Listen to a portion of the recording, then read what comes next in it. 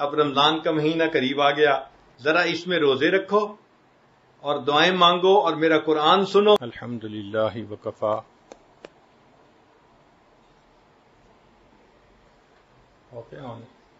الحمدللہ وکفا وسلام علی عبادہ الذین اصطفى، اما بعد، اعوذ باللہ من الشیطان الرجیم، بسم اللہ الرحمن الرحیم، شہر رمضان الذی انزل فیہ القرآن، سبحان ربک رب العزت عما یصفون، وسلام علی المرسلین والحمد للہ رب العالمین۔ اللہم صلی علی سیدنا محمد وعلی آل سیدنا محمد وبارک وسلم۔ اللہم صلی علی سیدنا محمد وعلی آل سیدنا محمد وبارک وسلم۔ اللہم صلی علی سیدنا محمد وعلی آل سیدنا محمد وبارک وسلم۔ اللہ رب العزت نے اس کائنات کو دو طریقوں سے پیدا فرمایا۔ کچھ چیزوں کو اللہ نے کن سے پیدا کیا کہ ہو جا، فیکون، وہ ہو گئی۔ انما امرہ اذا اراد شیئا ان یقول له کن فیکون۔ اللہ رب العزت کی عظمت کو اندازہ لگائیے کہ کسی چیز کا میٹیریل بھی نہیں ہے، کسی چیز کی پلاننگ بھی نہیں ہے، فقط اللہ نے ارادہ فرمایا تو را میٹیریل بھی بن گیا، اور جو ارادہ تھا اللہ کا اس کے مطابق وہ چیز آنن فانن وجود میں بھی آ گئی۔ وہ کتنی عظمتوں والے پروردگار ہیں۔ چنانچہ عرش، کرسی، لوح، قلم، جنت، جہنم، فرشتے، یہ سب کن سے پیدا ہوئے۔ اللہ اکبر کبیرہ۔ اب ذرا غور کیجئے کہ جو چیز اللہ نے بنائی وہ یہ نہیں تھا کہ بس مٹی کا تودا تھا جو وجود میں آ گیا، نہیں، جنت اتنی خوبصورت اور کوالٹی کے حساب سے اتنی اعلیٰ کہ ہماری سوچ سے بالاتر۔ کوئی انسان جتنا بھی خوبصورت جنت کے بارے میں سوچے وہ کبھی بھی جنت کے بارے میں سوچ نہیں سکتا۔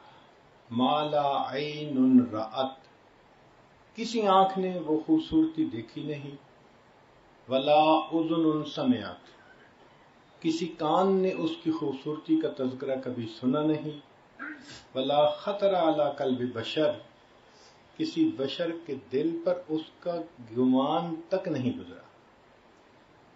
ایسی جنت کو اللہ نے کن سے بنا دیا۔ اللہ اکبر کبیر۔ اس کی کمیت کا اندازہ لگائیں، سائز کا، کہ وہ کتنی بڑی ہے۔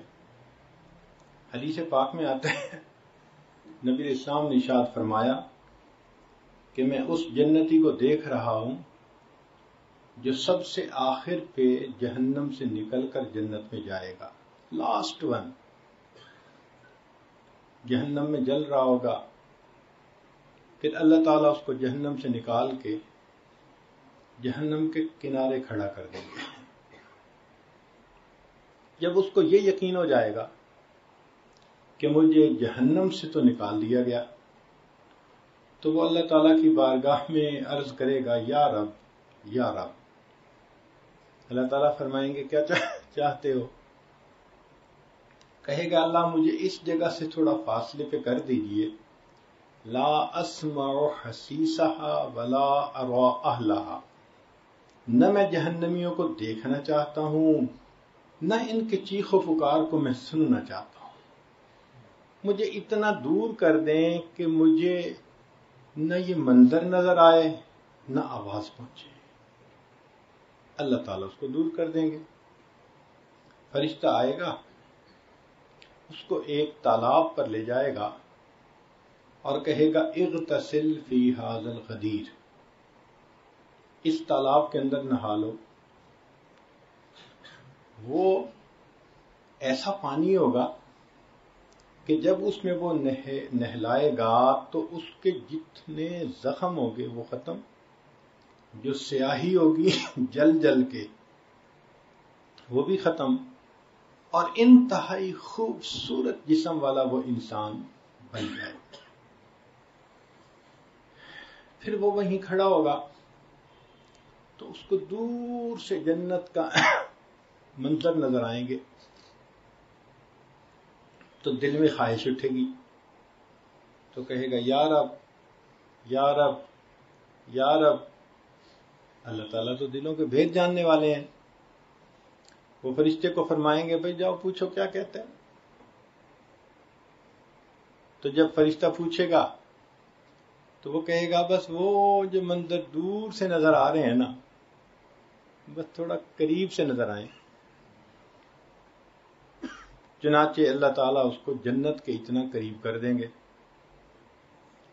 اب جب وہ وہاں جائے گا تو اس کو جنت کی ٹھنڈی ہواؤں کے جھونکے آئیں گے، معطر ہوا کے. اب رہا نہیں جائے گا، پھر کہنے لگے گا یا رب یا رب یا رب. اللہ تعالیٰ فرشتوں کو فرمائیں گے میں جانتا ہوں جو اس کے دل میں ہے، تم ذرا پوچھو جا کے کہتا کیا ہے. یا اللہ بس اتنا دور سے ہوں، جنت کا دروازہ دیکھ رہا ہوں، ذرا قریب کر دیجئے. تو فرشتہ اس کو جنت کے دروازے کے قریب کر دے گا.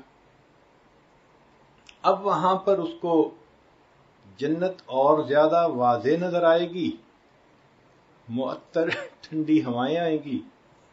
تو پھر وہ کہنا شروع کرے گا یا رب یا رب یا رب. تو پھر فرشتہ پوچھے گا بھئی اب کیا چاہتے ہو؟ کہے گا بس میں اور کچھ نہیں کہتا، چونکہ 3-4 دفعہ پہلے کہہ چکا ہوگا نا. کہے گا بس میں کچھ نہیں کہتا، بس یا رب یا رب یا رب. تو اللہ تعالیٰ فرمائیں گے کہ مجھے معلوم ہے کہ تیرے من میں کیا ہے. تو فرشتے کو اللہ حکم فرمائیں گے کہ اس بندے کو جنت کے اندر داخل کر دو. اب یہ بندہ جب جنت میں جائے گا تو ایسی جنت کو دیکھے گا کہ جو اس کے وہم و گمان میں بھی نہیں ہوگی. تو یہ حیران ہو جائے گا، تو پوچھے گا کہ یا اللہ یہ کس کی جگہ ہے؟ تو اللہ فرمائیں گے کہ جتنی بڑی دنیا تم نے دیکھی تھی یہ اس سے 10 گنا بڑی جنت ہے اور یہ تمہارے لیے ہے. تو غور کریں کہ جب آخری جنت کو پوری دنیا سے 10 گنا بڑی جنت ملے گی تو پھر اس سے جو اونچے ہوں گے، جو اولیاء ہوں گے، جو صحابہ ہوں گے، انبیاء ہوں گے اور سید الانبیاء، ان کی جنتوں کے کیا کہنے ہوں گے. اتنی تو جنت کی جسامت ہے. پھر جنت کی جو کوالٹی ہے اس کی تو بات ہی کیا کرنی. یوں سمجھ لیں کہ ہر بندے کو چھوٹی سی خدائی مل جائے گی.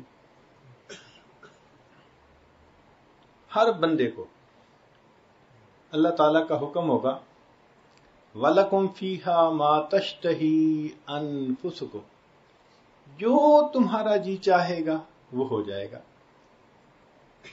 تو گویا اللہ تعالیٰ نے اس کو عدل کا بدلہ دیا. کیسا کہ دنیا میں اس نے اپنی مرضی کو چھوڑا، رب کی مرضی پہ عمل کیا، اللہ کی مرضی کو پورا کیا. تو جب اللہ کی مرضی کو اس نے دنیا میں پورا کیا تو پروردگار عالم جنت میں اس کی مرضی کو پورا فرمائے گا. تم دنیا میں میری مرضی پوری کرتے تھے نا، تم گناہوں سے رکتے تھے، تم برائیوں سے رکتے تھے، اور تم میری مرضی پر عمل کرتے تھے. اچھا، دنیا میں تم نے میری مرضی پر عمل کیا، آج میں تمہیں موقع دیتا ہوں، جو تمہاری مرضی ہوگی وہ پوری ہو جائے. اب بتائیں وہ کیسی جنت ہوگی کہ بندے کے دل میں ایک خواہش پیدا ہوگی اور وہ پوری ہو جائے گی. یعنی عورتیں سوچیں گی اپنے بارے میں کہ میرا حسن ایسا ہو اور ان کو وہ مل جائے گا. آنکھیں ایسی ہوں، ناک ایسا ہو، رخسار ایسے ہوں، چہرہ ایسا ہو، کپڑے ایسے ہوں، سبحان اللہ، جو سوچیں گے وہ اسی وقت ہو جائے گا. تو اس کا مطلب کہ ہر جنتی کو ایک چھوٹی سی خدائی مل جائے گی. جنتی بڑے خوش ہوں گے، اور وہاں کی چیزوں کی کوالٹی ایسی کہ مثال دے کے سمجھایا. بچہ ماں کے پیٹ میں ہوتا ہے تو رحم کے اندر پانی ہوتا ہے جس کے اندر وہ فلوٹ کر رہا ہوتا ہے، لیکوڈ ہوتا ہے.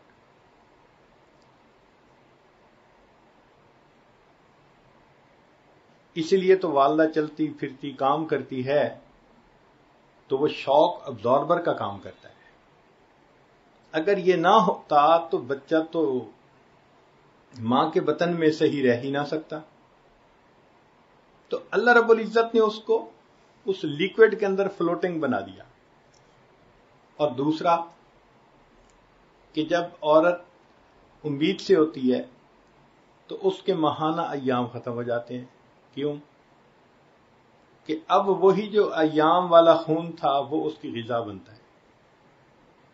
اب انسان اگر سوچے کہ بچپن میں ماں کے بطن میں ہم کیسی جگہ پر تھے کہ پیشاب تھا جس کے اندر ہم فلوٹ کر رہے تھے اور یہ ہماری غذا بن رہی تھی، تو بندے کو کراہت ہوتی ہے، نفرت آتی ہے. تو علماء نے لکھا جس طرح ماں کے پیٹ میں بچے کی غذا کے بارے میں سوچ کر نفرت آتی ہے، جنتی جب جنت میں دنیا کی غذاؤں کے بارے میں سوچے گا اس کو ایسے نفرت آیا کرے.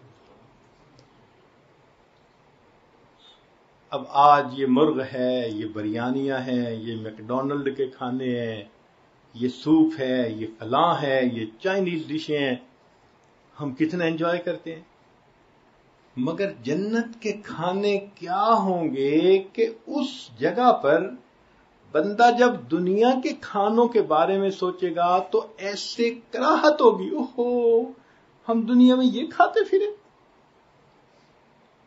تو ایسی کوانٹٹی اور ایسی کوالٹی، اور یہ پیدا کیسے ہوئی؟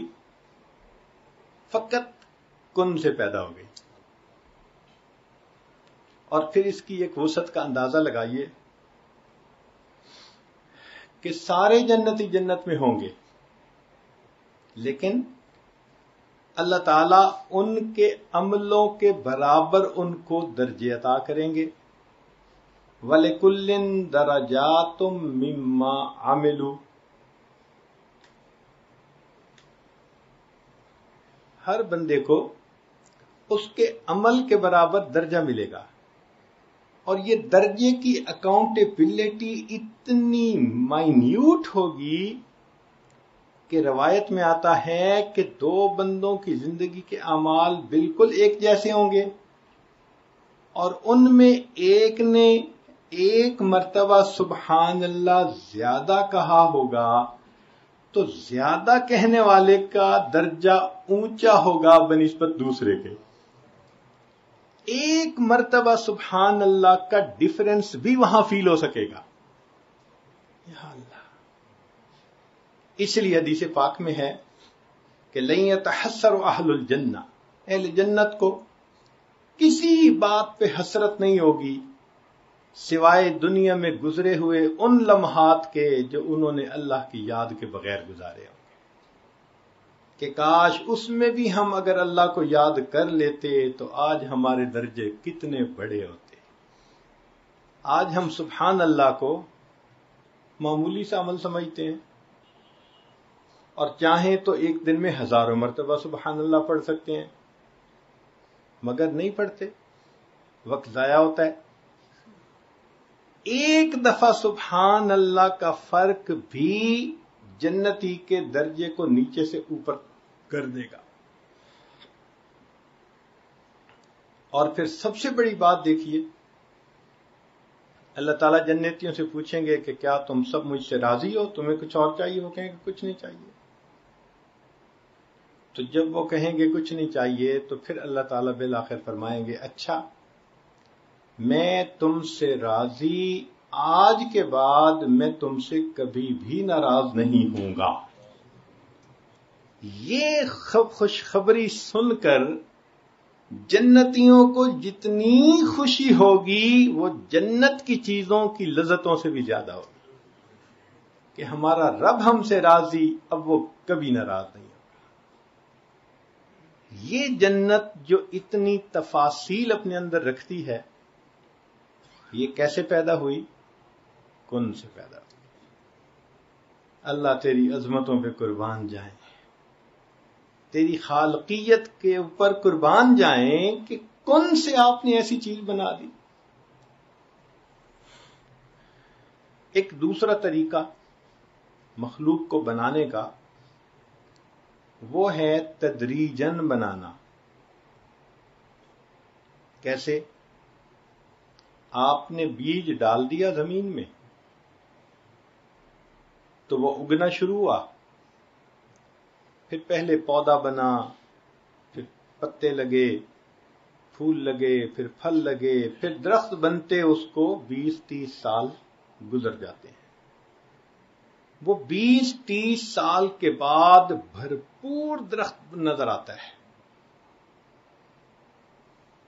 درختوں کی عمریں تو بہت ہوتی ہیں، چنانچہ سائیکیڈ ایک درخت ہے، وہ 1000 سال کے اندر 1 میٹر اونچا ہوتا ہے۔ 1000 سال کے اندر 1 میٹر اونچا ہوتا ہے، اور دنیا میں ایسے درخت ہیں جو 10-10 میٹر جو ہے وہ اونچے ہیں، سائیکیڈ کے درخت ہیں، صدیوں پرانے درخت۔ تو ان کو اللہ تعالی نے تدریجن پیدا کیا۔ اسی طرح انسان کی مثال کہ جب ماں کو امید لگتی ہے تو بچے کے پیدا ہونے میں 10 مہینے کا وقفہ ہوتا ہے۔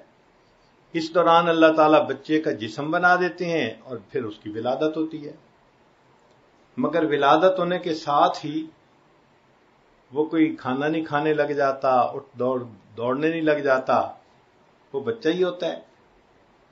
پھر اس کو جوان ہونے میں مزید 15 سال چاہیے، 15 سال کے بعد وہ جوان ہوتا ہے۔ تو یہ تدریجن جو سلسلہ ہے اس کو عالم خلق کہتے ہیں۔ چنانچہ عرش کے نیچے جو کچھ ہم دیکھتے ہیں، یہ زمین، یہ آسمان، چاند ستارے، حیوانات، پرندے، خشکی کی مخلوق، تری کی مخلوق، یہ ساری کی ساری مخلوق یہ اللہ تعالی نے تدریجن پیدا فرمائی۔ اس لیے فرمایا خلق الارض فی یومین، زمین کو 2 دن میں پیدا کیا۔ ثم استوى الی السماء، پھر اللہ آسمان کی طرف متوجہ ہوئے، وہی دخان، اور یہ اس وقت دخان تھا۔ پھر اللہ تعالیٰ نے 6 دن میں زمین و آسمان کو مکمل کیا، یعنی زمین کے بنانے میں 2 دن اور زمین کے اندر انسانوں کی غذائیت کو رکھنے میں 4 دن لگے۔ وبارک فیہا فی 4 ایام۔ اللہ اکبر، کیا قدرت کی مہربانیاں ہیں کہ زمین کے اندر انسان کی ضروریات کو رکھنے میں 4 دن لگے۔ اب وہ دن 24 گھنٹے کے ایسے تو نہیں تھے جیسے آج ہمارے ہاں ہیں، اللہ کے ہاں تو اسکیل کچھ اور ہی ہے. بہرحال 6 دن میں زمین کی پیدائش مکمل ہو گئی. اور اللہ کی شان دیکھو، آدم علیہ السلام سے لے کے آج تک millions and billions and trillions of لوگوں نے اسی زمین سے غذائیں حاصل کیں، اور اللہ کی جو رکھی ہوئی برکت ہے آج تک اس میں کمی تو نہیں آئی.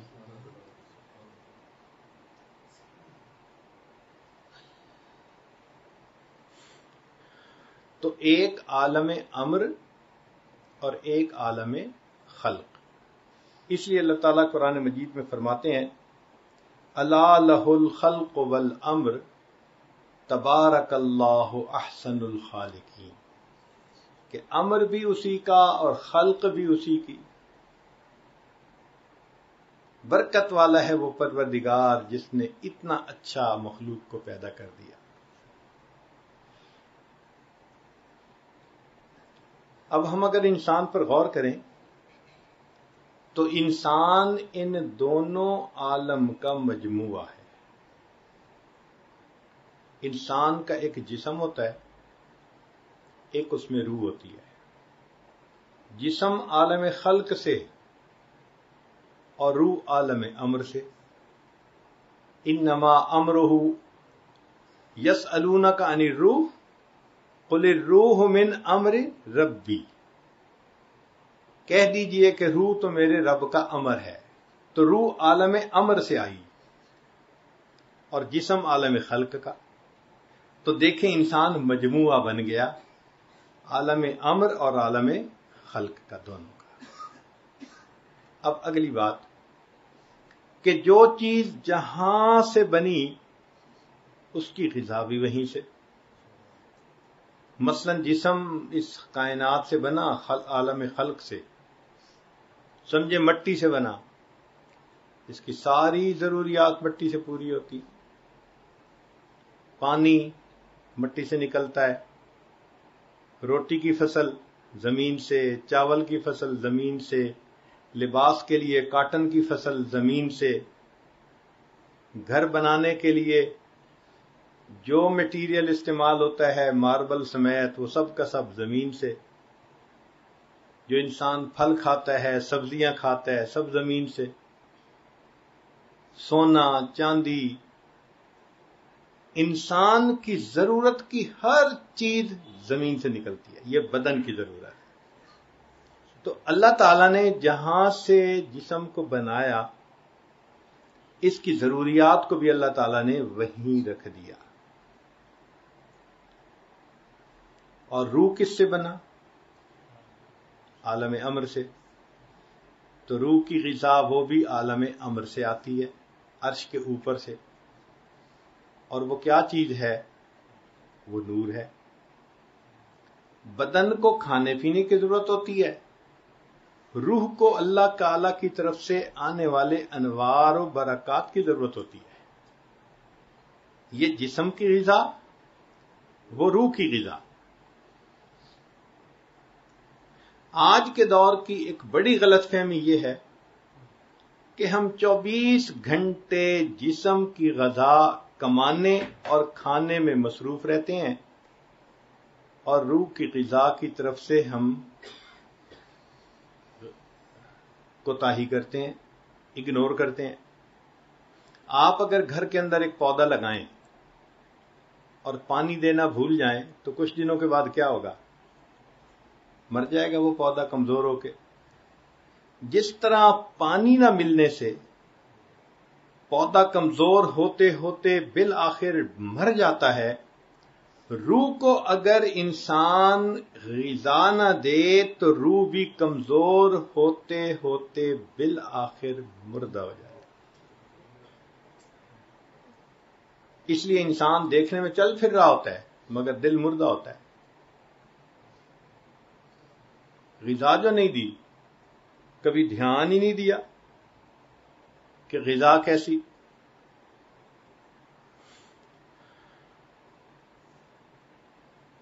جب انسان کی روح کمزور ہو جاتی ہے تو اس کے اوپر نفسانیت غالب آ جاتی ہے. نفسانیت غالب آنے کا نتیجہ کیا ہوتا ہے کہ اعمال کرنے دشوار ہو جاتے ہیں. بندے کو بخار ہو جائے اور آپ اس کو کہیں کہ جناب یہ ذرا 20 کلو کا وزن سر پہ اٹھا کے فلاں جگہ پہنچاؤ، کہے گا بھئی مجھ سے تو نہیں پہنچائے جاتے، میں تو اٹھ کے بیٹھ نہیں سکتا. جس طرح جسمانی بیمار انسان بوجھ نہیں اٹھا سکتا، کام نہیں کر سکتا، اسی طرح جو روحانی بیمار ہو سکتا ہے وہ نیک اعمال نہیں کر سکتا.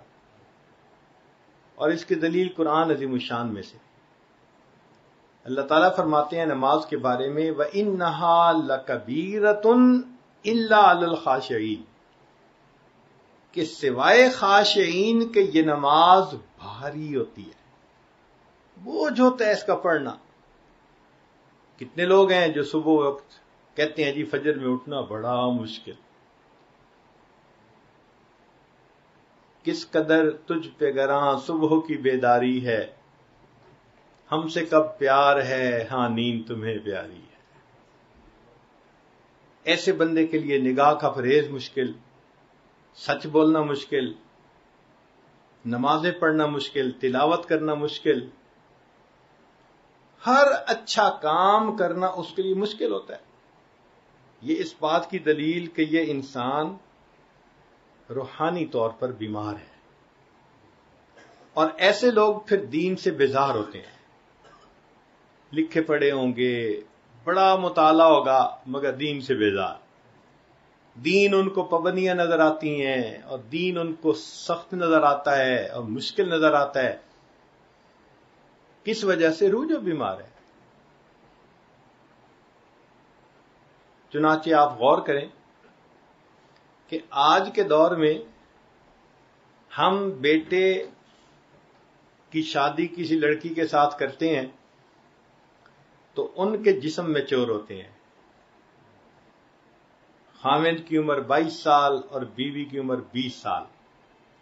تو جسم تو میچور ہو گئے کیونکہ 20 سال ان کو کھانا ملتا رہا، غذا ملتی رہی، نورشمنٹ ملتی رہی، تو جسم پروان چڑھا. اور ان کی روح، اس کو تو غذا نہیں ملی ہوتی، تو روح کی ڈیولپمنٹ نہیں ہوتی. تو روح کی مثال 3 سال کے بچے کی.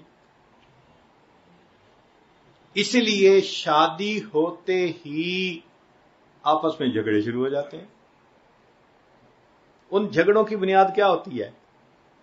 نہ ادھر روح پوری طرح جوان ہے، نہ ادھر روح پوری طرح جوان ہے. اچھا ایک مثال سن لیں. آپ ایک کمرے میں 3 سال کی عمر کے 2 بچوں کو ذرا تھوڑی دیر الگ کر دیں، 10 منٹ کے اندر ان کی لڑائی ہو جائے گی. 10 منٹ کے بعد چیخو پکار شروع ہو جائے گی. کیوں؟ وہ جی بچے تھے، انہوں نے تو لڑنا ہی تھا. تو ان جوان العمر میاں بیوی کی مثال بھی اصل میں وہ 3 سال کے بچوں کی ہے. شادی ہونے کے بعد چیخو پکار. لڑکی والوں کو دیکھو تو ادھر چیخو پکار ہے، شکوے ہی شکوے. لڑکے والوں کو دیکھو تو ادھر چیخو پکار ہے. تو ہم نے اپنی روح کو غذا نہیں پہنچائی ہوتی. آج ہم 10 گھنٹے کاروبار میں دیتے ہیں تو اس کا مطلب ہے جسم کی غذا کے لیے فکر مند ہے. ہم اپنی روح کی غذا کے لیے کتنا وقت نکالتے ہیں؟ آپ غور کریں. ہمیں دن میں کبھی یہ خیال آتا ہے کہ نہیں ہمیں روح کو بھی کچھ غذا دینی ہے؟ شاید ہم اس کو ضرورت ہی نہیں سمجھتے.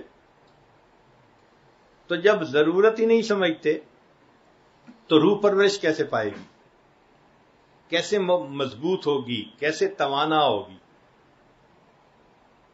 چنانچہ روح کی غذا کے لیے ہمارے مشائخ نے کچھ اعمال بتائے ہیں. وہ چاہتے ہیں کہ اگر آپ ان چیزوں کو استعمال کریں گے تو آپ کی روح کو غذا ملے گی.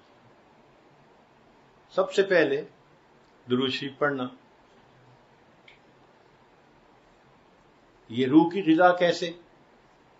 وہ ایسے کہ حدیث پاک میں آتا ہے کہ جو شخص ایک مرتبہ نبی علیہ السلام پر درود بھیجتا ہے اللہ تعالی اس بندے پر 10 رحمتیں نازل فرماتے ہیں. تو رحمتوں کا نزول ہوا نا، تو یہ رحمتیں کس کی غذا بنیں گی؟ روح کی غذا بنیں گی. اور ہماری تو کوتاہی یہاں کہ 100 مرتبہ بھی درود شریف روز نہیں پڑھ پاتے. ایک صحابی نے سوال کیا اللہ کے نبی صلی اللہ علیہ وسلم میں کتنا درود شریف پڑھوں؟ فرمایا جتنا پڑھ سکتے ہو. اللہ کے نبی صلی اللہ علیہ وسلم میں 1/4 پڑھوں گا. زیادہ پڑھو گے تو تمہارا اور فائدہ ہوگا. اچھا اللہ کے نبی صلی اللہ علیہ وسلم میں اپنا آدھا وقت درود شریف پڑھوں گا. نبی علیہ السلام نے فرمایا زیادہ پڑھو گے تو تمہیں زیادہ فائدہ ہوگا. اللہ کے نبی صلی اللہ علیہ وسلم میں 3/4 درود شریف ہی پڑھوں گا ٹائم.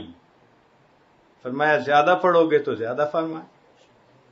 حدیث پاک میں ہے کہ اس صحابی نے کہا اے اللہ کے نبی صلی اللہ علیہ وسلم میں پورا وقت ہی درود شریف پڑھتا رہوں گا. نبی علیہ السلام نے فرمایا اچھا اگر تم ایسا کرو گے اللہ تمہارے گناہوں کو معاف کر دیں گے، تمہارے کاموں کو سنوار دیں گے. اگر تم ہر وقت درود شریف پڑھتے رہو تو اللہ تمہارے گناہوں کو مٹا دیں گے اور تمہارے کاموں کو اللہ سنوار دیں گے. حضرت علی رضی اللہ عنہ فرمایا کرتے تھے کہ اگر اللہ تعالی نے اور اس کے رسول صلی اللہ علیہ وسلم نے تسبیح، تحمید، تکبیر، تحلیل ان کی فضیلتیں نہ بتائی ہوئی ہوتی تو میں سارا وقت نبی علیہ السلام پر درود شریف ہی پڑھتا رہتا. کیونکہ ان کی بھی فضیلتیں بتائی گئی ہیں. اس لیے لا الہ الا اللہ پڑھنا، سبحان اللہ پڑھنا، الحمدللہ، اللہ اکبر، اس لیے میں ادھر بھی ٹائم دیتا ہوں. اگر وہ اللہ اور اس کے رسول صلی اللہ علیہ وسلم نے فضائل نہ بتائے ہوتے تو میں سارا وقت نبی علیہ السلام پہ درود شریف ہی پڑھتا رہتا. اب یہ درود شریف کا پڑھنا روح کی غذا، اور سند ہے کہ ایک دفعہ پڑھنے پر 10 رحمتوں کا نزول. تو یہی رحمت تو انسان کی روح کی غذا ہے. پھر اس کے بعد تلاوت قرآن پاک. اس کا پروف کیا ہے؟ فرمایا وَإِذَا قُرِئَ الْقُرْآنُ فَاسْتَمِعُوا لَهُ وَأَنصِتُوا لَعَلَّكُمْ تُرْحَمُونَ، تم پر رحمتیں برسائی جائیں. تو قرآن پاک سے ثبوت مل رہا ہے نا کہ تلاوت قرآن پر انسان کے اوپر اللہ کی رحمتیں برستی ہیں، تو وہ روح کی غذا ہوتی ہے. اب اس کے 2 طریقے ہیں. یا تو انسان ناظرہ پڑھے یا یاد کیا ہوا پڑھے، اور اس سے بھی بہتر یہ کہ اس کو نماز کی حالت میں پڑھے، پھر اور زیادہ رحمتیں بڑھ گئیں. چنانچہ آپ اپنے اکابر کی زندگیوں کو دیکھیں تو ان کی زندگی کا ایک بڑا معمول تھا رات کا بیشتر حصہ تہجد کی نماز میں اللہ کا قرآن پڑھنا. اور یہ نہیں تھا کہ وہ سارے کئی پارے ہی پڑھتے تھے، پارے بھی پڑھتے تھے، اور کئی مرتبہ ایک آیت کو بار بار پڑھ کر کندے مکرر کا مزہ لیا کرتے تھے. قاسم بن محمد بن بکر صدیق لانو جو فقہائے سبع مدینہ میں سے تھے فرماتے ہیں کہ میں نے اپنی پھوپھی عائشہ صدیق عنہا کو دیکھا، انہوں نے چاشت کے نوافل کی نیت باندھی اور ایک آیت کو پڑھنے لگی.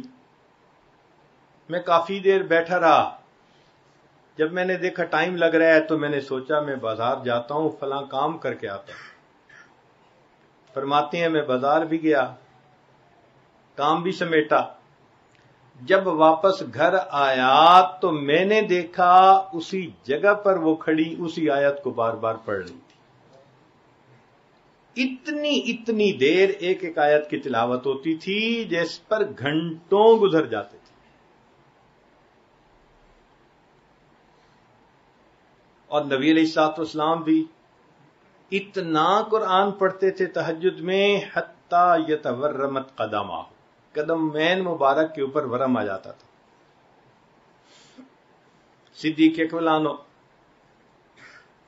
ان کا تو قرآن مجید کے ساتھ عشق معروف ہے، پڑھتے تھے ہر وقت قرآن، آنکھوں میں آنسو ہوتے تھے، خود بھی روتے تھے، دوسروں کو بھی رلاتے تھے۔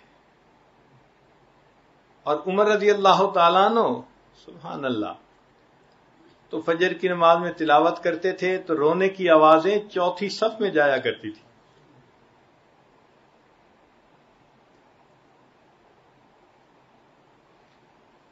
سیدنا امام اعظم ابو حنیفہ رحمۃ اللہ علیہ کے بارے میں لکھا ہے کہ 40 سال عشاء کے وضو سے فجر کی نماز کا معمول رہا۔ اب اس کا یہ مطلب نہیں کہ کبھی درمیان میں کچھ تبدیلی نہیں ہوئی، یہ تو عرف میں ایک بات کی جاتی ہے، اور جو بات عرف میں کی جائے اس کو اسی طرح قبول کرتے ہیں۔ اس کی مثال سن لیجئے، ایک بندہ پڑھتا ہے، پھر کالج میں پڑھانے لگ جاتا ہے، حتیٰ کہ پڑھاتے پڑھاتے اس کی وہیں وفات ہو جاتی ہے، تو لوگ بات کرتے ہیں، اور جی اس نے تو ساری زندگی بس پڑھنے پڑھانے میں ہی گزار دی۔ اب اس کا کیا مطلب؟ درمیان میں ایک دن بھی چھٹی نہیں ہوتی تھی۔ عرف میں کہا جاتا ہے کہ پورا گویا وقت ہی اس نے اسی ترتیب پر گزار دیا۔ تو اسی طرح 40 سال ان کا معمول رہا۔ اگر درمیان میں کوئی ایک آدھ دن ایسا نہ بھی ہو سکا یا وضو درمیان میں کر لیا تو اس میں کون سا اشکال ہے؟ انسان عرف میں بات کر جاتا ہے۔ اب اس کی دلیل سن لیجئے، قرآن مجید میں ہے، ملکہ بلقیس تھی، وَأُوتِيَتْ مِن كُلِّ شَيْءٍ، ہر چیز اس کے پاس تھی۔ اب کل کے لفظ کو کوئی پکڑ کے بیٹھ جائے، جی اس کے پاس ریفریجریٹر تھا، اس کے پاس مرسیڈیز گاڑی تھی، وہ جی کل کہا ہے قرآن نے، تو کہیں گے عقل کے اندھے، اس زمانے میں جو بادشاہوں کے پاس ہوتا تھا وہ سب کچھ تھا، اب کل کے اندر کیوں تفصیل لے کے بیٹھ گئے ہو کہ یہ تھا یہ تھا یہ تھا؟ تو عرف میں بات کی جاتی ہے۔ تو اسی طرح یہ کہا کہ 40 سال عشاء کے وضو سے فجر کی نماز پڑھی، معمول تو رہا نا ان کا۔ خود امام شافعی رحمۃ اللہ علیہ فرماتے ہیں، میں مکہ مکرمہ سے مدینہ طیبہ گیا تو مجھے 16 دن لگے راستے میں، اور میں نے اس دوران 16 مرتبہ قرآن مجید کو مکمل پڑھ لیا۔ اتنا قرآن پاک پڑھا کرتے تھے۔ اب ذرا ہم اپنی زندگیوں کو دیکھیں، کتنی تلاوت ہے ہماری زندگیوں میں۔ اکثر تو ایسے کہ قرآن پڑھتے ہی نہیں ہیں۔ اکثریت کی زندگی میں قرآن کی تلاوت آج نہیں ہے،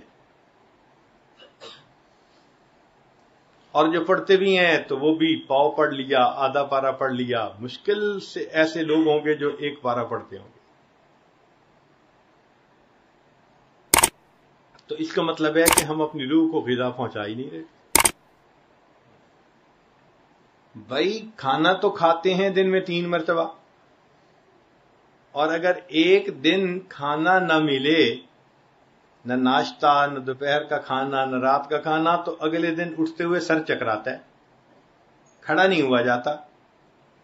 تو ایک دن کے غذا کے ناغے پر اگر بدن کی کمزوری اتنی ہو گئی کہ چکر آتے ہیں، تو جس روح کو غذا ملی ہی نہیں، مہینوں کے حساب سے، سالوں کے حساب سے، اس روح کا کیا حال ہوگا؟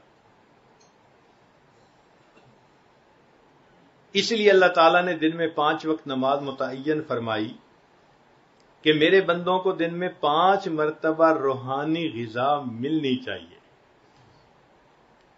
جو 5 نمازیں پڑھتا ہے اس کی روح کو 5 مرتبہ نورشمنٹ مل جاتی ہے، اور انسان روحانی طور پر مضبوط محسوس کرتا ہے۔ پھر تیسری چیز اللہ کا ذکر، اس سے بھی نور اترتا ہے۔ اور اس کی دلیل قرآن عظیم الشان میں حدیث مبارکہ میں بھی ہے. نبی الاسلام نے فرمایا جب کچھ لوگ اللہ کی یاد کے لیے اکٹھے ہوتے ہیں نازلت علیہم السکینہ، ان پر سکینہ نازل ہوتی ہے. اور قرآن مجید میں سکینہ کا مطلب نور. فانزل اللہ سکینتہ علی رسولہ وعلی المؤمنین. تو سکینہ نور کو کہتے ہیں، برکت کو کہتے ہیں. تو یہ ذکر کرنے پر انسان کے اوپر سکینہ نازل ہوتی ہے. جتنی دیر ذکر کرتا رہے گا اتنی دیر روح کو غذا ملتی رہے گی،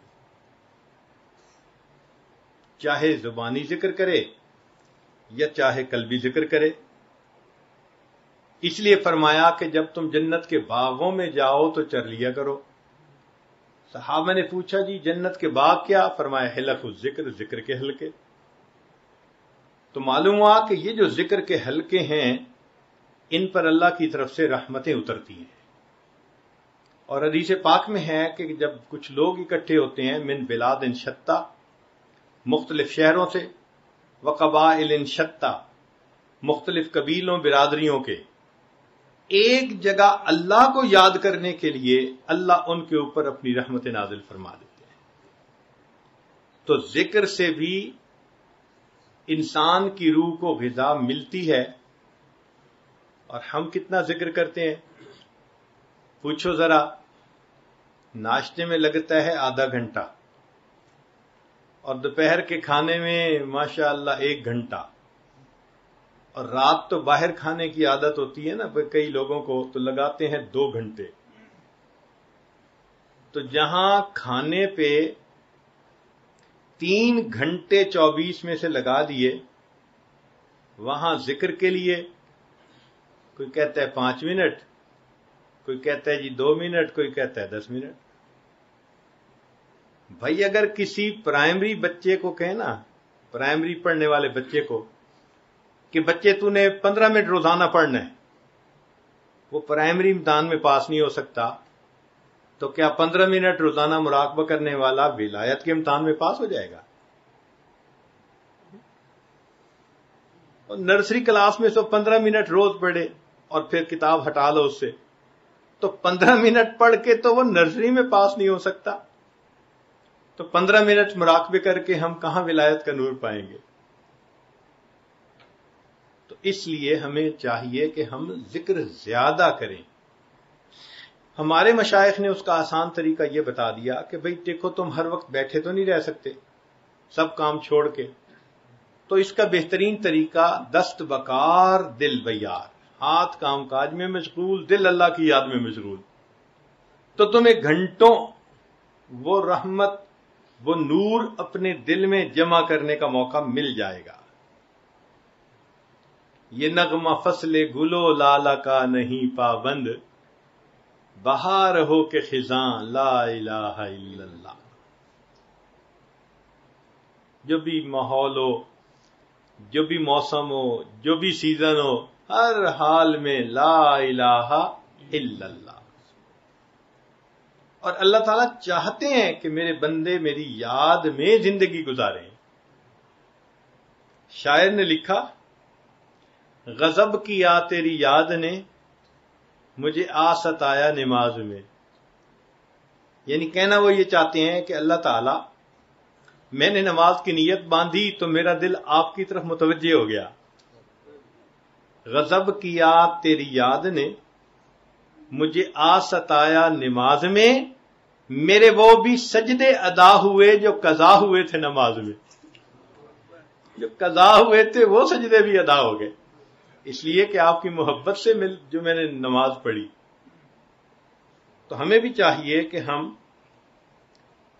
ذکر کی کثرت کریں، چونکہ ذکر سے ذات کی محبت پیدا ہوتی ہے. جو بندہ اللہ کا ذکر کثرت سے کرتا ہے تو اللہ تعالیٰ کی محبت اس کے دل میں پیدا ہوتی ہے. پھر ایک چیز ہمارے مشائخ فرماتے ہیں، استغفار. یہ استغفار اصل میں انسان کے جسم پر، دل پر جو گناہوں کے اثرات ہیں نا، یہ اس کو دھونے کے لیے. اس کی مثال ایسے جیسے ونڈ سکرین کے اوپر وائپر لگا ہوتا ہے. آپ ٹریول کر رہے ہیں تو موسم کی وجہ سے دھند آ جاتی ونڈ سکرین کے اوپر. تو جب باہر دھند آ جائے تو وائپر چلا دو تو پھر صاف. پھر چند کلومیٹر چلتے ہیں پھر دھند آ جاتی ہے پھر وائپر چلا دیتے ہیں. تو استغفار کی مثال ایسے کہ جیسے یہ روزانہ 100 مرتبہ وائپر چلا کر دل کی ظلمت کو مٹا دیتا ہے.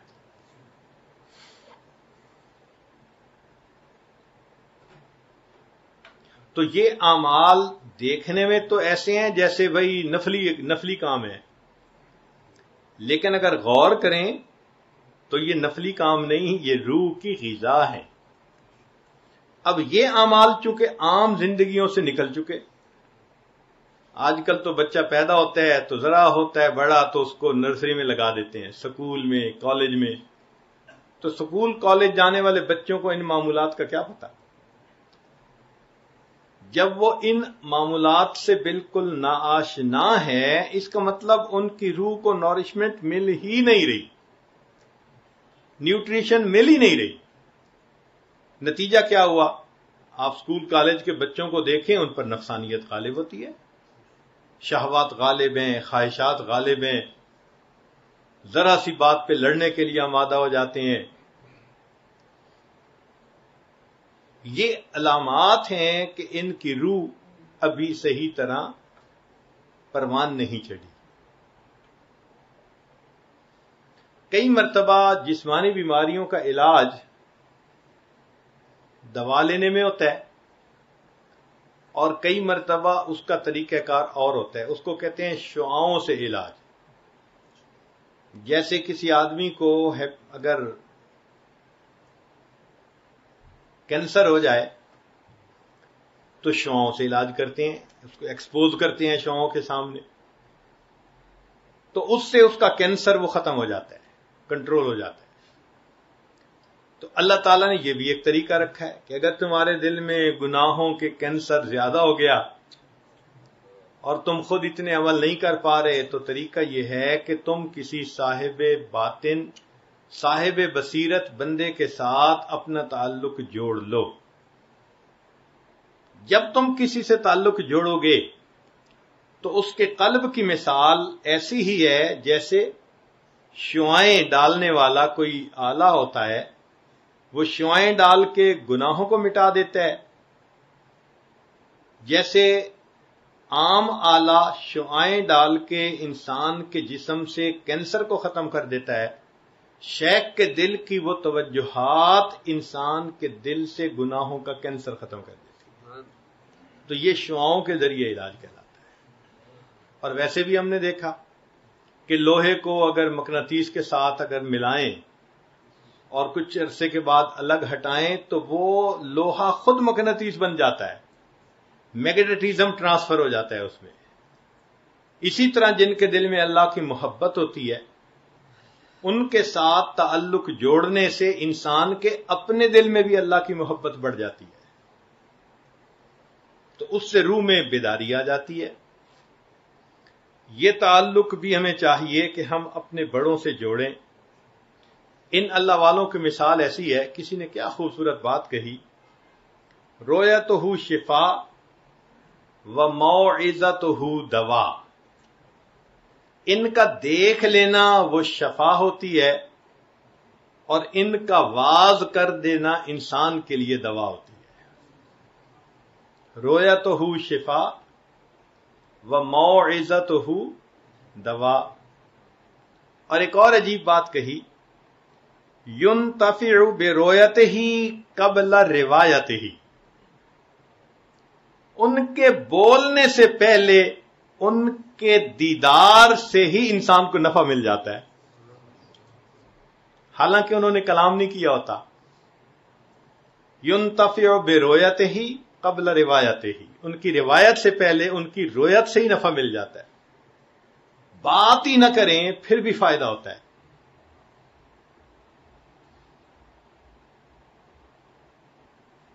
اسی لیے مولانا روم رحمۃ اللہ علیہ فرماتے ہیں قال را بگزار مرد حال شو،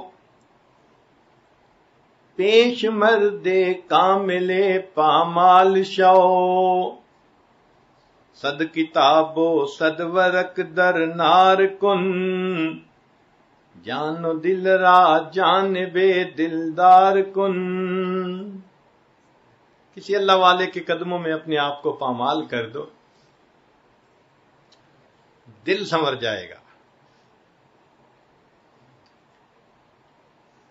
علامہ اقبال نے کیا خوبصورت شعر کہا ہے وہی تیرے زمانے کا امام برحق، ہے وہی تیرے زمانے کا امام برحق، جو تجھے حاضر و موجود سے بیزار کرے۔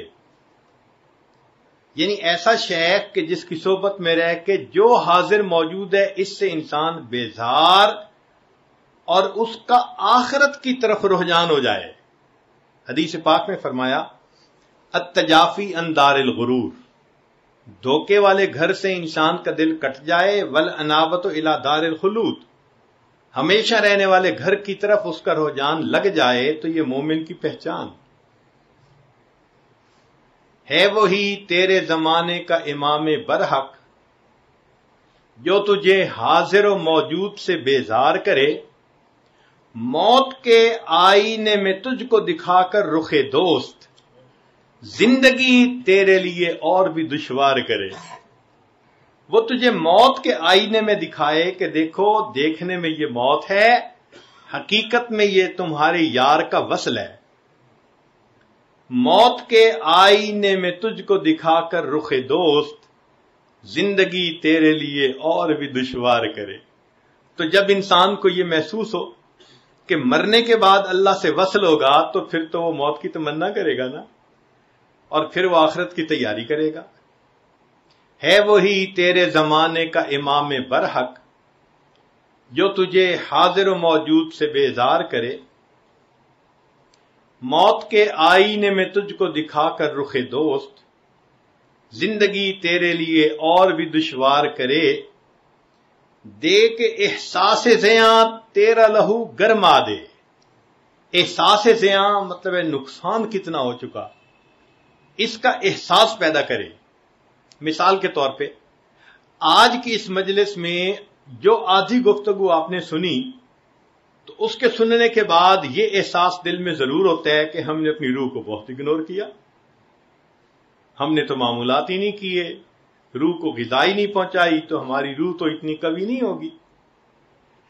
یہ احساس زیاں کہ میرا تو بہت نقصان ہو چکا، دے کے احساس زیاں تیرا لہو گرما دے، فقر کی سان چڑھا کر تجھے تلوار کرے۔ اللہ اکبر کبیرہ۔ تو ایسے حضرات سے تعلق جوڑنا پڑتا ہے، پھر انسان کے دلوں کی بیماریاں ختم ہوتی ہیں اور دلوں میں نور آتا ہے، اور روح انسان کی کبھی سے کبھی تر ہوتی چلی جاتی ہے۔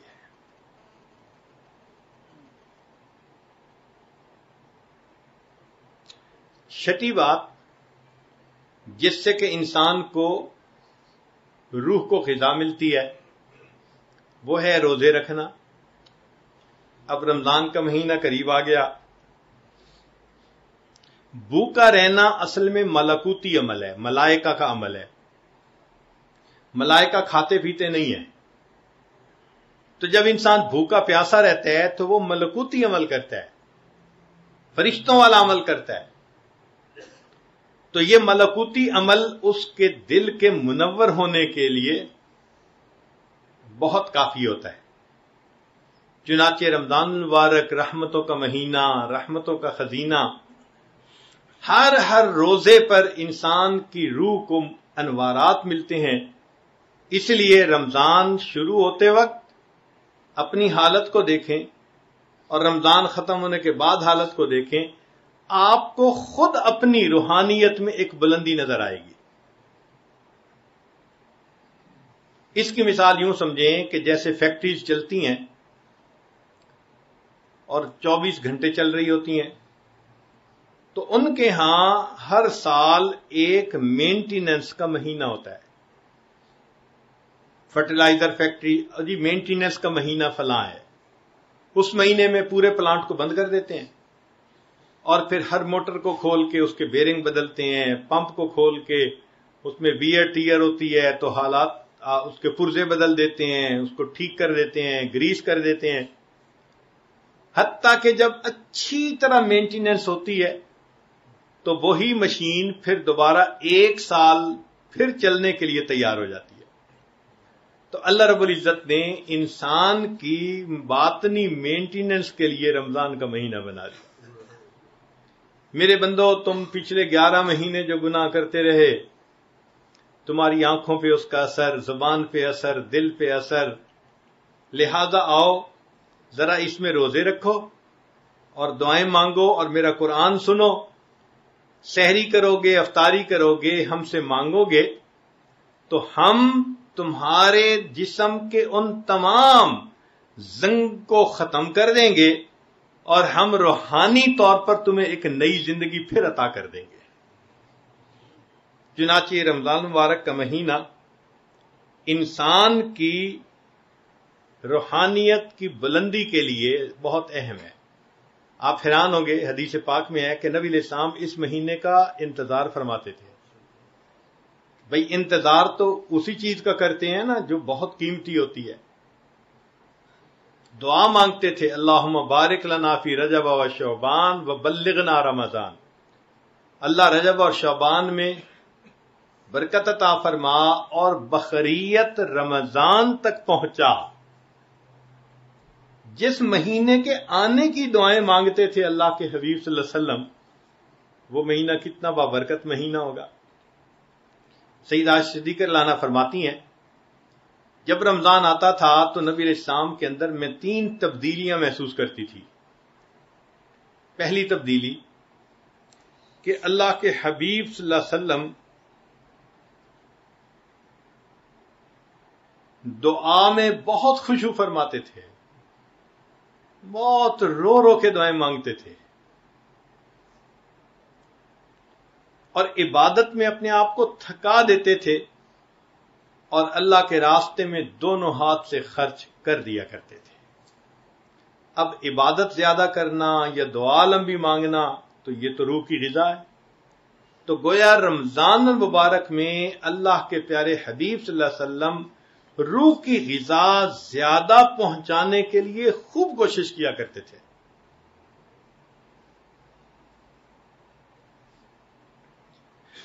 اسی لیے روزے دار کی دعا افطار کے وقت قبول ہوتی ہے. تو ہم روز افطار کے وقت دعا مانگیں کہ اللہ ہم باطنی طور پر کمزور ہیں، ہماری کمزوری کو قوت میں تبدیل فرما دے، ہماری روحانی بیماریوں کو ختم کر دے، بد نظری سے بچا لے، جھوٹ سے بچا لے، غیبت سے، حسد سے، کبر سے، عجب سے، جو بیماریاں ہیں ان سے بچنے کی دعا مانگیں.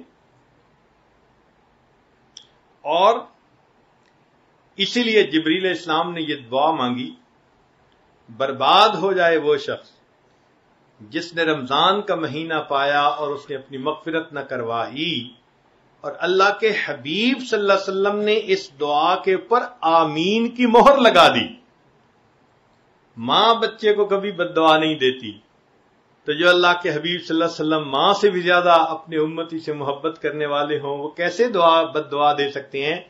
معلوم ہوا کہ نقصان اتنا بڑا ہے کہ اللہ کے حبیب صلی اللہ علیہ وسلم نے بھی تصدیق کر دی، واقعی رمضان کا مہینہ آئے اور مغفرت نہ کروائے تو وہ بدبختی ہے. تو آپ صلی اللہ علیہ وسلم نے اس بد دعا کے اوپر آمین فرما دی. اور پھر اس میں اللہ تعالیٰ نے رحمت کر دی کہ آخری 10 دن اعتکاف بھی بنا دیے. یہ اللہ تعالیٰ کی طرف سے رحمت ہو گئی. حدیث پاک میں آتا ہے کہ جو رمضان کا اعتکاف کرے 2 کامل حج اور 2 کامل عمرے کرنے کا ثواب لکھا جاتا ہے. اور یہ ایسا ہی ہے جیسے کوئی بندہ آ کے محبوب کی چوکھٹ پکڑ کے بیٹھ جائے، اگر تو در نہ کھولے گا تو میں بھی در نہ چھوڑوں گا. اگر تو در نہ کھولے گا تو میں بھی در نہ چھوڑوں گا. اس طرح 10 دن کہ میں منا کے اٹھوں گا اللہ کو.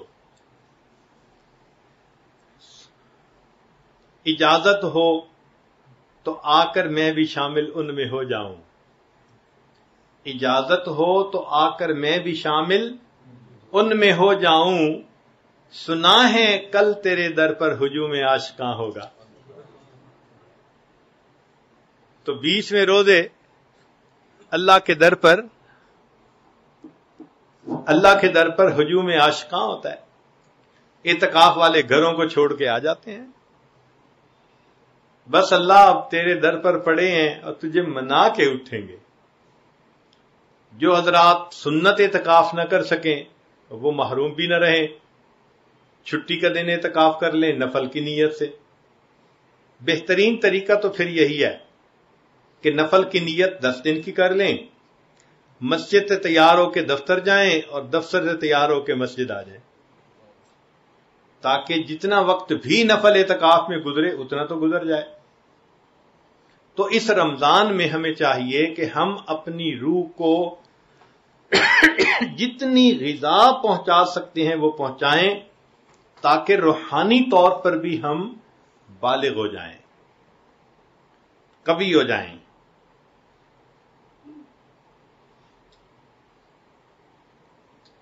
آٹھویں چیز جس سے کہ انسان کی روح کو غذا ملتی ہے وہ ہے دعا. کہ انسان اعمال بھی کرے اور اللہ سے دعا بھی مانگے. جب دعا مانگتا ہے تو اللہ تعالیٰ انسان پر رحمت برساتے ہیں اور اس کے ایمان کو کامل کر دیتے ہیں. اسی لیے قیامت کے دن منافقین اور منافقات جب دیکھیں گے کہ ان کے تو سروں کے اوپر نور روشنی نہیں ہے, جبکہ ایمان والوں کے پاس روشنی ہوگی, تو وہ کہیں گے انظرونا نقتبس من نورکم, ہماری طرف بھی ذرا توجہ کریں پلیز, ہم بھی آپ کی روشنی سے فائدہ اٹھائیں. تو فرشتے کہیں گے قیل ارجعوا وراءکم فالتمسوا نورا, جاؤ پیچھے دنیا میں, یہ نور تو دنیا میں ملا کرتا تھا. تو اس نور کی ضرورت ہمیں قیامت کے اندھیرے میں محسوس ہوگی. آج اس نور کو حاصل کرنے کے لیے ہم دعائیں مانگیں. تو ایمان والوں کو دعا سکھائی کہ وہ دعا مانگتے ہیں کون سے؟ ربنا اتمم لنا نورنا, اللہ ہمارے اس نور کو کامل کر دیجئے. تو دعا بھی مانگیں. حدیث پاک میں آتا ہے کہ نبی علیہ الصلوۃ والسلام دعا مانگتے تھے. اب ذرا اس دعا کو سن لیجئے کہ آپ صلی اللہ علیہ وسلم کو اس روحانی غذا کی کتنی فکر تھی کہ آپ دعا مانگتے تھے. فجر کی سنتیں پڑھ کر جب مسجد میں جاتے تھے تو راستے میں یہ دعا مانگتے تھے, اللہم اجعل فی قلبی نورا وفی بصری نورا وفی سمعی نورا وعن یمینی نورا وعن شمالی نورا ومن خلفی نورا ومن امامی نورا واجعل لی نورا, اللہ مجھے ہی نور بنا دیجئے. وفی اسبی نورا وفی لحمی نورا وفی دمی نورا وفی شعری نورا وفی بشری نورا وفی لسانی نورا واجعل فی نفسی نورا, میرے نفس کے اندر اللہ نور پیدا کر دیجئے. واعظم لی نورا, اللہ میرے نور کو بڑھا کر دیجئے. واجعلنی نورا ومن فوقی نورا ومن تحتی نورا. اور آخر پر نبی علیہ السلام نے فرمایا اللہم اعطنی نورا, اللہ مجھے نور عطا فرما دیجئے. اب دیکھیں کتنی پیاری دعا اللہ کے حبیب صلی اللہ علیہ وسلم نے امت کو سکھائی, اور ہم میں سے کتنے ہیں جو روزانہ یہ دعا مانگتے ہیں. اگر روزانہ مانگتے ہی رہتے تو ہو سکتا ہے کہ اللہ کی رحمت متوجہ ہو جاتی. مگر ہم تو اس ایسپیکٹ سے کوئی محنت ہی نہیں کر پا رہے کہ ہماری روح بھی جو ہے غذا پائے. اور اسی لیے آج تمام دنیا کے فسادات اسی لیے ہیں کہ جسم میچور ہو چکے اور روح اممیچور ہوتی ہے. تو روح کی غذا کے لیے بھی ہمیں کوشش کرنی چاہیے. بلکہ یہ صرف رمضان کا مہینہ ہی نہیں روزے میں گزارنا، یہ تو مشق ہے ایک مہینے کی. حقیقت میں تو پوری زندگی ہی روزے کی طرح گزارنی ہے. ہمارے بزرگوں نے ایک فکرے میں بات سمجھا دی، فرمایا الدنیا یوم ولنا فیہا صوم. دنیا ایک دن کی ہے اور ہم نے اس ایک دن میں روزہ رکھا ہوا ہے. تو جیسے رمضان میں انسان کئی گناہوں کو چھوڑ دیتا ہے، فرماتے ہیں تھوڑی سی تو زندگی ہے، پوری زندگی میں ہی گناہوں کو چھوڑ دو. تو ہم دعا بھی مانگیں تاکہ اللہ تعالی ہمارے دلوں کو بیدار فرما دیں، روح کو تازہ کر دیں، اور رب کریم ہماری ان دعاؤں کو قبول فرما لے.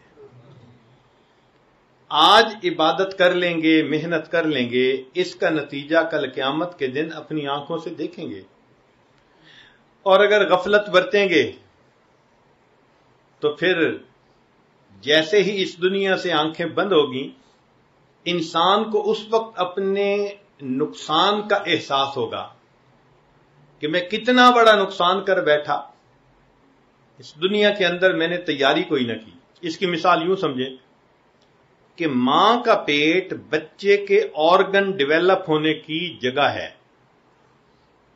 اگر کوئی آرگن ادھر ڈیولپ نہ ہو تو باہر آ کے ڈیولپ نہیں ہو سکتا. مثلا ایک بچہ ماں کے پیٹ سے اندھا پیدا ہوتا ہے، اب دنیا کا کوئی ڈاکٹر اس کو بینائی نہیں لا کے دے سکتا. یا کسی کی 5 انگلیاں نہ بنی تو دنیا میں آ کے انگلیاں بن نہیں سکتی کہ جی ماں کا پیٹ اعضاء بننے کی جگہ تھی، وہاں نہیں بنا تو یہاں کیسے. اسی طرح یہ زمین و آسمان کا پیٹ ہماری روح کے سنورنے کی جگہ ہے، روحانی طور پر پرورش پانے کی جگہ ہے. اگر ہم یہاں رہتے ہوئے اپنے اندر اس نور کو پیدا نہیں کریں گے تو پھر مرنے کے بعد یہ نور ہمارے اندر کبھی پیدا نہیں ہو سکے گا. پھر ہم حسرت کریں گے کہ کاش ہم نے اپنی روح کے لیے بھی کچھ کیا ہوتا. وہاں جا کے اس کی قدر و قیمت سمجھ میں آئے گی. اللہ اکبر کبیرہ. آپ حیران ہوں گے، تفسیر روح البیان میں مفسر نے لکھا ہے کہ 10 جانور جنت میں جائیں گے. 10 جانور جنت میں جائیں گے. ان میں ایک بقرہ موسیٰ علیہ السلام والی گائے جس کو ذبح کرنے کا حکم دیا گیا، ان تذبحوا بقرہ، تو اس کو اللہ تعالیٰ جنت عطا کریں گے. دوسرا یونس علیہ السلام کی حوت، وہ مچھلی جس نے یونس علیہ السلام کو اپنے پیٹ میں لے لیا تھا، اس کو بھی اللہ جنت عطا فرمائیں گے. الکبش اسماعیل، اسماعیل علیہ السلام کی جگہ جو مینڈا ذبح ہوا اس کو بھی جنت ملے گی. اجل ابراہیم،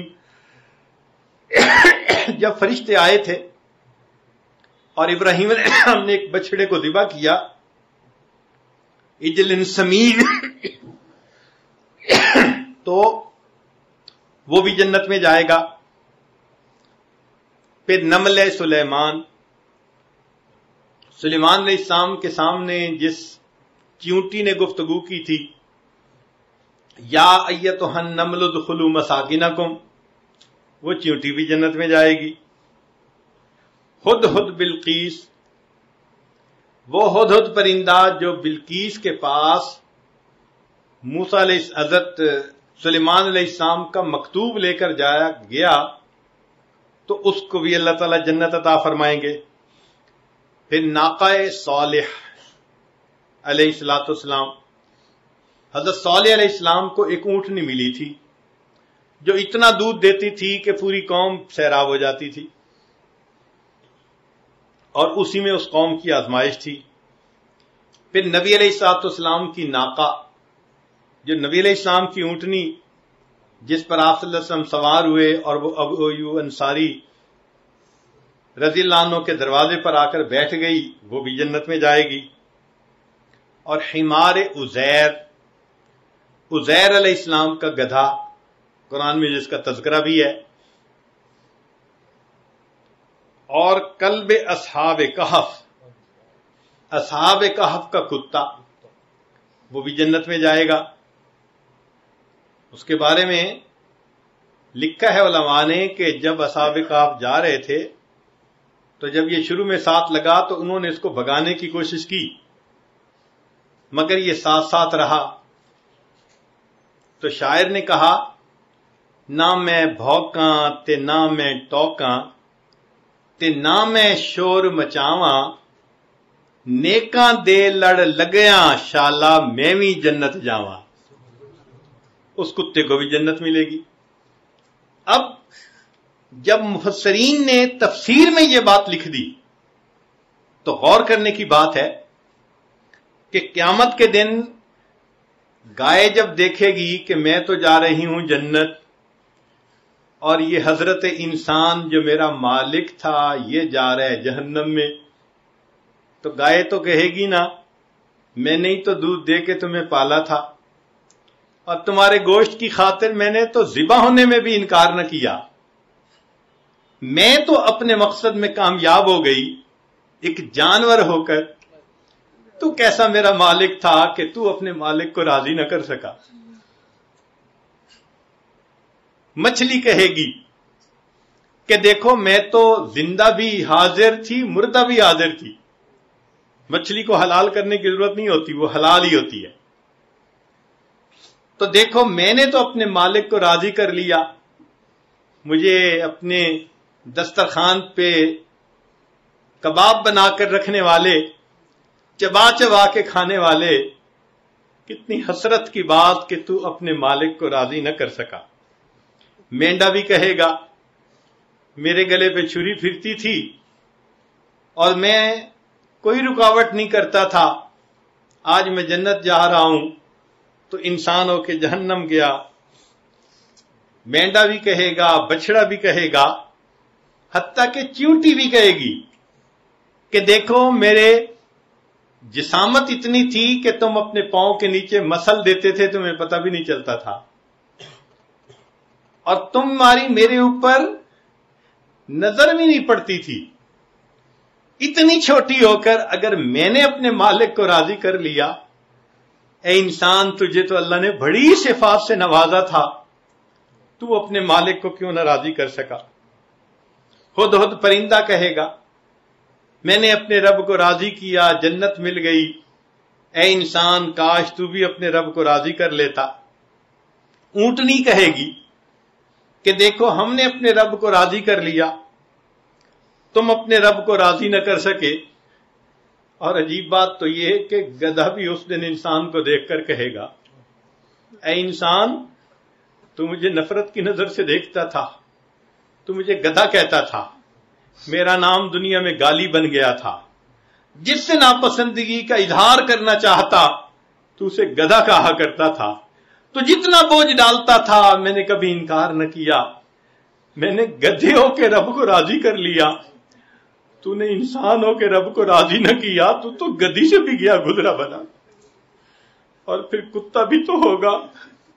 اے انسان تو مجھے خشک روٹی ڈالتا تھا، میں ساری رات تیرے دروازے پہ بیٹھ کے پہرا دیتا تھا، اور جس رب نے تجھے طرح طرح کی نعمتیں کھلائیں، تیرے لیے رات تہجد میں اٹھ کے 2 رکعت پڑھنی مشکل تھی، تو مجھ سے نفرت کرتا تھا، برا سمجھتا تھا، میرا نام گالی تھا، مگر دیکھ میں آج جا رہا ہوں جنت میں، اور تو کہاں جا رہا ہے؟ ما سلککم فی سقر، تمہیں جہنم میں کس چیز میں ڈالا؟ تو انسان کہے گا کہ میں اپنے مالک کا وفادار نہیں تھا۔ پھر کیا ہوگا؟ انسان کو کہا جائے گا فرشتوں آؤ خذوہ فغلو ثم الجحیم صلو ثم فی سلسلۃ ذرعہا ذراعًا، اس کو باندھو اچھی طرح تم زنجیروں کے ساتھ اور پھر اس کو جہنم کے اندر تم ڈال دو۔ آج اللہ کی اتنی نعمتیں کھا کھا کر ہم اپنے جسم کو پالتے پھرتے ہیں اور روح کا ہمیں احساس نہیں کہ اس کی حالت کیا بری ہوئی پڑی ہے۔ اللہ تعالیٰ آپ کی مجلس میں ہمیں اس بات کا احساس عطا فرما دے تاکہ ہم رمضان مبارک کے لیے تیار ہو جائیں، بھرپور عبادت کے ساتھ اس مہینے کو گزاریں تاکہ رمضان کے ساتھ ہم اپنے رب رحمان کو بھی راضی کر پائیں۔ اور عید کا دن تو خوشی کا ہوتا ہے، عید اسی کی ہوتی ہے جس کو محبوب کی دید ہوتی ہے۔ اللہ تعالیٰ اس رمضان کے بدلے ہمیں بھی اپنی دید پانے والوں میں شامل فرمائے۔ وآخر دعوانا ان الحمد للہ رب العالمین۔ لا الہ الا اللہ محمد رسول اللہ۔ دعا کر لیجئے۔ سبحان ربی العلی وحاب اللہم صلی علی سیدنا محمد وعلی آل سیدنا محمد وبارک وسلم۔ اے کریم، ہم آپ کے مسکین بندے ہیں، ہمارے گناہوں کو معاف فرما، خطاؤں سے درگزر فرما، عیبوں کی پردہ پوشی فرما۔ میرے مولا، ہم نے غفلت میں زندگی کے اوقات گزار دیے، اپنے روح کی طرف دھیان ہی نہ رہا، نمازوں میں سستی، تلاوت میں سستی، ذکر میں سستی، تہجد میں سستی۔ میرے مولا، ہم نے اپنا بہت نقصان کر لیا، ہمارے حال پر رحمت کی نظر فرما دیجئے۔ اللہ، اس دل سے ظلمت ختم کر دیجئے، اس دل میں نور بھر دیجئے، اللہ نور بھر دیجئے۔ اللہ، آپ نے اپنے ایک صحابی کے بارے میں فرمایا کہ اس کا سینہ تو گلے تک ایمان کے نور سے بھرا ہوا ہے۔ اللہ، ہمیں بھی ایسا نور ایمان عطا فرما دیجئے، پورے سینے کو منور کر دیجئے۔ اللہ، سر کے بالوں سے لے کے پاؤں کے ناخنوں تک جسم کے ہر عضو کو منور فرما دیجئے۔ اے میرے مولا، رحمت فرما دیجئے۔ اللہ، رمضان کا مہینہ سر پر ہے، اللہ ہمیں اس کی قدردانی کی توفیق عطا فرمائیے۔ گناہوں کی زندگی چھوڑ کر نیکوکاری کی زندگی اختیار کرنے کی توفیق عطا فرما دیجئے۔ رب کریم، مہربانی کا معاملہ فرما، جو زندگی کے دن باقی ہیں نیکی تقوی پر گزارنے کی توفیق عطا فرما۔ اللہ، پوری دنیا میں جہاں بھی مسلمان پریشان ہیں، سب کی پریشانیوں کو دور فرما۔ رب کریم، ہمارے تینوں حرم کی حفاظت فرما، مدارس عربیہ کی حفاظت فرما، دعوت و تبلیغ کے کام کی حفاظت فرما، جہاں اللہ اللہ ہوتی ہے ان خانقاہوں کی حفاظت فرما، اقامت دین کی کوششوں کی حفاظت فرما۔ اے کریم، ہمارے ساتھ درگزر کا معاملہ فرما۔ اے اللہ، ہم نے دنیا میں دیکھا بڑے بچوں کے ساتھ درگزر کا معاملہ کرتے ہیں، روحانی طور پر اللہ ہم بھی بچے ہیں، ہمارے ساتھ درگزر کا معاملہ فرما دیجئے۔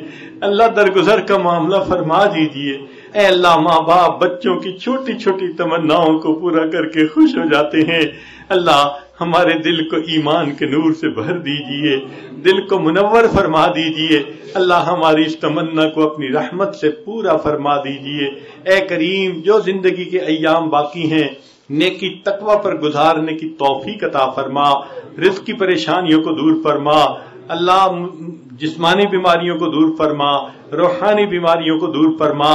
دور قریب سے جو مرد آئے یا عورتیں آئیں، دل میں جو نیک ارادے لے کر آئے، اللہ ان کے نیک ارادوں کو پورا فرما، ان کی پریشانیوں کو دور فرما، مصیبتوں سے محفوظ فرما، اٹکے کاموں کا ہونا آسان فرما، الجھے کاموں کو اپنی رحمت سے سلجھا۔ اللہ، اپنی رحمت سے ہمیں اپنے مقبول بندوں اور بندیوں میں شامل فرما۔ اس گھر کو برکتوں کے ساتھ آباد فرما، خوشیوں کے ساتھ آباد فرما۔ اللہ، ان کی عزت میں برکتیں عطا فرما، رزق میں برکتیں عطا فرما، دین میں برکتیں عطا فرما، اولادوں کو نیکوکار بنا، ماں باپ کی آنکھوں کی ٹھنڈک بنا۔ اللہ، اس ادارے کو دن دگنی رات چوگنی ترقی نصیب فرما۔ صلی اللہ تعالی علی حبیبہ سیدنا محمد و آلہ و